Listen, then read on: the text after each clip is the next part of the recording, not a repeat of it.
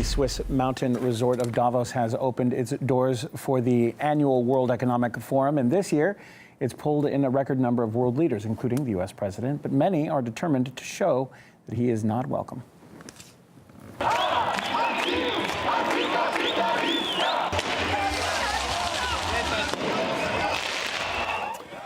Around 2,000 people marched through the streets of Zurich to denounce Trump's visit and the entire gathering. Several smaller protests took place elsewhere in Switzerland, including Geneva. RT's Jacqueline Voga takes a closer look at what is on the agenda at the Davos Forum.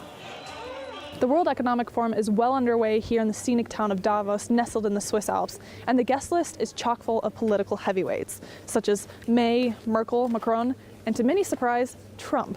No one expected Mr. America First to even consider participating in a forum whose theme boasts the globalist idea of creating a shared future in a fractured world. And yet he's slotted to be the last speaker of the event and will most likely use the opportunity to soapbox about his own brand of economic nationalism. And while the political elite continue to enjoy the conference and rub elbows, the IMF has warned that the current economic climate has caused voters to lose faith in them. Voters in many advanced economies have soured on political establishments, doubting their ability to deliver broadly shared growth in the face of tepid real wage gains, reduced labor shares in national income, and rising job polarization.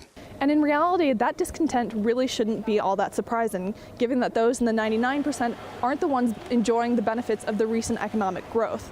Oxfam, who works towards the relief of global poverty, has recently put out a report outlining just how dire the situation is, revealing that in 2017, 82% of the wealth generated went to the top 1%. The number of billionaires skyrocketed, leaving us with now over 2,000 billionaires worldwide. And as that economic crisis continues, the focus of Davos seems to have blurred a bit as the politics of 2017 leak in. For the first time ever, the summit is chaired solely by women, and a number of the discussions really don't seem to have anything to do with economics at all, focusing instead on race, privilege, and harassment. All of the greatest hits from the past year. The social issues of 2017, including inclusiveness, harassment that was mentioned, and other things, have been everywhere in the news. That sounds important, maybe, but not as important as the economics of the Davos summit.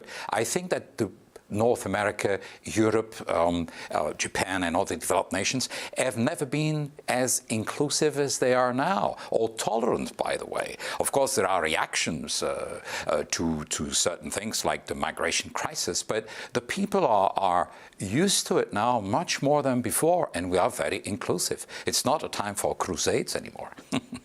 A delegation from the Russian cybersecurity firm Kaspersky Lab is in Davos. They spoke to RT.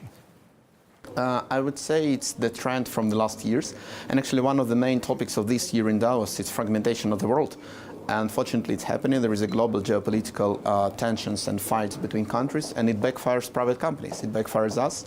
I would say that the pressure in the United States is enormous. It's the biggest. It's really disappointing, frustrating, and surprising for me that the private company can be limited in its operations in a country with no reasons, with no facts, just by decision of the US government. It's really frustrating because it means that we can't protect our organizations in US government, and our product is one of the best according to independence, and this just means that they leave themselves unprotected from cybercrime and from cyber attacks, which is really frustrating. And I believe that in the long term this is just very wrong decision to ban an independent private company from its operation in the country. Delegates arriving at the World Economic Forum have been literally snowed under. Over the past week, Davos has seen nearly 2 meters of snowfall, in the heaviest in nearly 2 decades. Traffic has been disrupted, with many delegates struggling to reach the venue. There's also a high risk of avalanches, but many people are seeing the bright side. Davos reality: economic, environmental, social and political fragility. In avalanche territory, a loud noise can bring the whole mountain down. And Donald Trump comes to town on Friday. Turns out Davos is actually this social experiment when you gather a bunch of VVIPs, then make them carry their own luggage through the snow and stand in lines with each other.